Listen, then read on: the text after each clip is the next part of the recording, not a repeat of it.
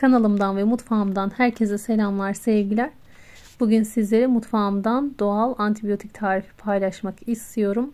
Hemen tarife başlayalım. Bir tane orta boy portakalın güzelce yıkadıktan sonra baş ve alt kısmını keselim. Alt kısmını kesiyoruz ki dik dursun. Birazdan içerisine koyacağımız şeyler dökülmesin. Şöyle ortasını bir bıçak yardımıyla çıkartalım. Bunu da ziyan etmeyip tüketebiliriz. Ortasında bir çukur oluşturduk. Şöyle biraz daha derine inip suyunun daha fazla çıkmasını sağlıyorum. Bu suyu portakalın içerisinde bırakıyoruz. Asla dökmüyoruz. Şimdi 2 diş sarımsağı minik minik küpler halinde doğrayalım. Bildiğiniz üzere sarımsak doğal antibiyotiktir. Bolca kış aylarında tüketmenizi tavsiye ediyorum. Bu tarifte de kullanıyoruz ki öksürüğe, balgama, ciğerlerimize bir güzel şifa olsun.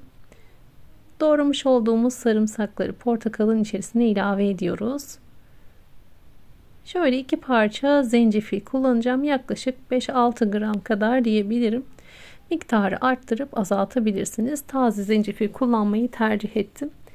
Özellikle bu mevsimde tazesini bulmak çok kolay. Alıp buzdolabında muhafaza edebilirsiniz. Özellikle hastalandığınız dönemlerde bol bol zencefil tüketmenizi tavsiye ediyorum. Onu da küçük küçük küpler halinde doğradıktan sonra portakalımızın içerisine koyalım. Şimdi de içerisine yine doğal bir şifa kaynağı olan bal ilave edeceğiz. 1 tatlı kaşığı dolusu bal koyuyorum. Bu tarifi 1 kişilik olarak hazırlıyorum. Dilediğiniz miktarlarda arttırıp azaltabilirsiniz. Doğal çiçek balını koyup şöyle karıştıracağım ve daha sonra portakalın kabuğunu üzerine kapatıp bir kapak gibi yapıp 2-3 saat kadar odasında beklemesini sağlayacağım. 2-3 saat sonra sıkıp suyunu bir güzel içeceğiz. Özellikle hasta olan çocuklarımıza, 2 yaşından büyük çocuklarda, alerjisi olmayan çocuklarımızda bu tarifi gönül rahatlığıyla hazırlayıp tüketebiliriz. Bu şekilde hazırladım. Üzerine kapatıp 2 saat boyunca bekleteceğim. 2 yaşından küçükler veya hamileler bu tarifi kullanmasın lütfen veya doktora danışarak tüketebilirsiniz. Gördüğünüz gibi 2-3 saat beklettim ve 2-3 saatin sonunda portakalı bir güzel sıkacağız. İçini hiçbir şekilde boşaltmadım. Direkt olduğu gibi bir sıkacak yardımıyla sıkıyorum.